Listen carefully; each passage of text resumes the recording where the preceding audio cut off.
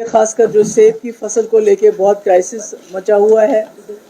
Government की तरफ से बार बार यकीन दिलाने के बावजूद भी हमारा जो फ्रूट है वो रास्ते में उसको कई दिन तक रोका जाता है, और जब वो मंडी में पहुंचता है न सिर्फ वो ख़राब हो गया होता है बल्कि एक साथ बहुत सारा फ्रूट वहाँ पहुंच जाता है, जिसकी वजह से उसकी कीमतें डाउन हो रही है।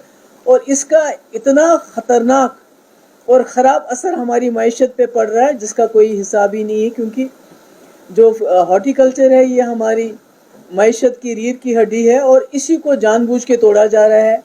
जानबूझ के मार्केट इंटरवेंशन स्कीम जो मुफ्ती साहब के टाइम में लागू हुई थी उसको इस वक्त इस्तेमाल नहीं किया जा रहा है। इसी तरह ईरान का सेब, उसके मुकाबले में हमारे सेब की जो प्राइस है वो और भी ज़्यादा गिर रही है। और ख़ासकर ये जो ट्रांसपोर्टेशन में हमारे ट्रक्स को रास्ते में रोका जाता है। आज भी आपको मालूम है कि फ्रूट ग्रोअर्स प्रोटेस्ट कर रहे हैं पारिमपोरा में, यहाँ प्रेस कॉलोनी में, और कई जगहों पे इनको रोका गया है। हड़ताल चल रही है फ्रूट मंडी में।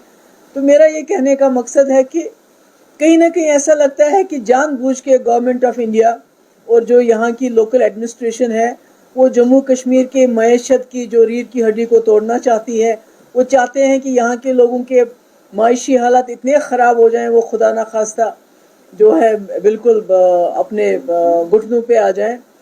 तो ये बहुत गलत हो। इसके साथ ही दूसरा मुद्दा उठाया हुआ है वो जो ट्राइबल्स हैं, जो बकरवाल कम्युनिटी है, जो आज पहाड़ों से वापस जा रहे हैं, जम्मू की तरफ कूच कर रहे हैं।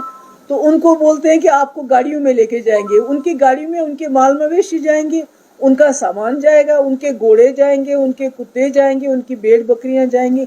इसका कोई हिसाब किताब नहीं। यानी जो भी हमारे ट्रेडिशंस हैं, हमारे गुजर बकरवाल या दूसरे लोगों को लेके हमारे अपने ट्रेडिशंस हैं, तो उन सब को ख़त्म करना चाहते हैं। और मकसद ये है किसी न किसी तरीके से जम्मू कश्मीर के लोगों को तंग किया जाए। खासकर जो सेब की फसल को लेके बहुत क्राइसिस मचा हुआ है।